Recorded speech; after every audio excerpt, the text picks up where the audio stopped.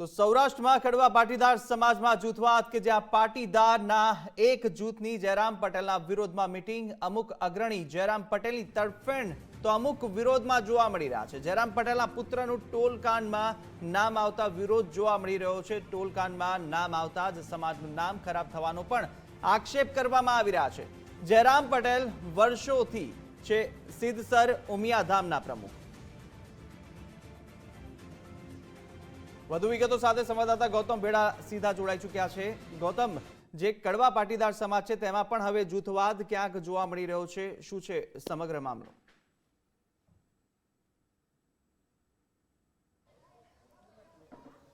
જી ચોક્કસ, જે રીતના જયરામ પટેલ કે જેઓ સિદ્ધસર ઉમિયાધામના પ્રમુખ છે તેમના પુત્રનું નામ જે બોગસ ટોલનાકા કૌભાંડ છે તેમાં સામે આવ્યું હતું ને ત્યારબાદ એક વિરોધ છે તે ઉઠી રહ્યો છે અને આ વિરોધ એ છે કે જયરામભાઈ પટેલ કે જેઓ સિદ્ધસર ઉમિયાધામના પ્રમુખ છે અને એમના પુત્રનું નામ આ પ્રકારના કૌભાંડમાં સામે આવતા સમગ્ર સમાજની છાપ છે તે ખરડાય છે। અને આ બાબતને લઈને આજે રાજકોટની અંદર જે યુવા આગેવાનો છે સમાજના તેમની એક મહત્વપૂર્ણ મિટિંગ સૌરાષ્ટ્રભરના આગેવાનો છે તે આ મિટિંગની અંદર હાજર રહેવાના છે। આપણી સાથે મનોજભાઈ છે। મનોજભાઈ, આજની મિટિંગમાં કોણ કોણ હાજર રહેવાનું છે ને મુખ્ય ચર્ચાનો વિષય શું છે આજનો? સૌરાષ્ટ્રના તમામ જિલ્લામાંથી મોટાભાગના તાલુકાઓમાંથી જે અમારી ટીમ છે યુવાનોની, એ આજે આ મિટિંગમાં રાજકોટ ખાતે હાજર રહેવાની છે અને બધા જ યુવાનોની લાગણી અને માંગણી એ જ છે કે સરદાર પટેલના વંશજો છીએ। જ્યારે સરદાર પટેલ દેશના ગૃહમંત્રી અને નાયબ વડાપ્રધાન હોય અને એ કહેતા હોય એમના દીકરા ડાયાલાલને કે હું જ્યાં સુધી સત્તામાં છું ત્યાં સુધી તમારે દિલ્હીમાં પણ આવવાનું નથી, આવું જ્યારે એક અમારા સમાજનું વૈચારિક બળ હોય અને એક પ્રકારની જેને કહેવાય સમાજમાં એક સંદેશો સરદાર પટેલનો હોય, એવા સમયે જયરામભાઈનો દીકરો ડુપ્લિકેટ ટોલ નાકું ચલાવીને પૈસા કમાવાની અથવા તો બીજા વિષયોને લઈને બધી પ્રવૃત્તિઓ ચાલતી હોય, એવા સમયે સમાજમાં એક સારો મેસેજ જાય, એટલા માટે નૈતિકતાના ધોરણે જયરામભાઈએ રાજીનામું આપી દેવું જોઈએ એવી અમારી માંગણી છે। પરંતુ ક્યાંક ને ક્યાંક હજી સુધી જયરામભાઈ પોતાની મલાઈદાર ખુરશી છોડવા માગતા નથી એવું લાગી રહ્યું છે।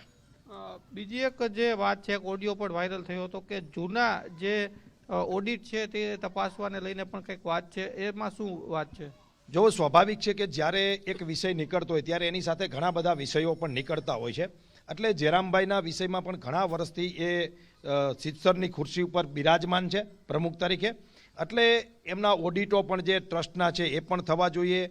બીજા પણ ઘણા બધા વિષયો છે કે આટલા વર્ષ સુધી એકને એક વ્યક્તિ સત્તામાં અથવા તો પ્રમુખ પદ ન રહી શકે, એ પણ અમારી માંગણી છે। બંધારણમાં સુધારો કરે, ટ્રસ્ટમાં સુધારો કરે અને દર વર્ષે 5 વર્ષે નવા કોઈને કોઈ બોડીમાંથી પ્રમુખો આવે, આવી ઘણી બધી વાતો છે। પરંતુ ક્યાંક ને ક્યાંક એક પાટીદાર સમાજમાં મેસેજ છે કે જો ટોલ નાકાને ન મૂકતા હોય, ડુપ્લિકેટ ઊભું કરીને પૈસા કમાવાની પરિસ્થિતિ ઊભી થતી હોય, એવા સમયે સમાજના આર્થિક વ્યવહારોમાં પણ શું ગડબડી નહીં થઈ હોય, એવા પાટીદાર સમાજના યુવાનો અને વડીલોના મગજમાં છે। એટલા માટે ક્યાંક ને ક્યાંક એમનું ઓડિટ પણ થવું જોઈએ, હિસાબો પણ બરાબર ચેક થવા જોઈએ અને જો આવા પ્રકારની કંઈ ધાંધલી દેખાય તો જયરામભાઈએ એ વળતર પણ ચૂકવવું જોઈએ એવું લાગી રહ્યું છે।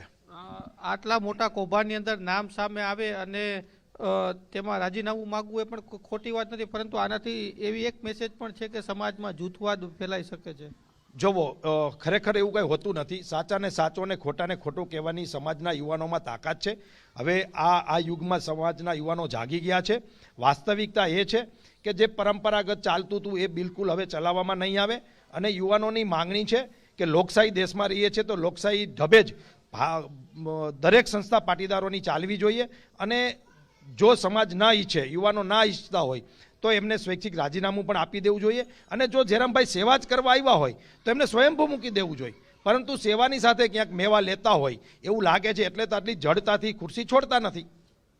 ચોક્કસ, તો ગુજરાત ફર્સ્ટ ન્યૂઝ દ્વારા જે કૌભાંડનો જે અહેવાલ પ્રસારિત કરવામાં આવ્યો હતો ડુપ્લિકેટ ટોલ નાકાનો, અને ત્યારબાદ ફરિયાદ સહિતની કાર્યવાહી થઈ હતી ને આ ફરિયાદની અંદર જે સિદ્ધસર ઉમિયાધામના પ્રમુખ છે જયરામ પટેલ, તેમના પુત્રનું નામ પણ સામે આવ્યું હતું। જે જગ્યાની અંદર બોગસ ટોલ નાકું ચાલતું હતું તે કારખાનું જે ફેક્ટરી હતી તે જયરામ પટેલના પુત્રની હોવાનું સામે આવ્યું હતું ને તેના આધારે ફરિયાદ પણ નોંધવામાં આવી છે। ને હવે જે કડવા પાટીદાર સમાજના જે યુવાનો છે તે ઈચ્છી રહ્યા છે કે જયરામભાઈ છે તે રાજીનામું આપે, કેમ કે આ પ્રકારના કૌભાંડની અંદર તેમના પરિવારનું નામ આવતા સમાજની જે છબી છે તે પણ ખરડાઈ રહી છે। જી ગૌતમ, સમગ્ર માહિતી બદલ આપનો આભાર।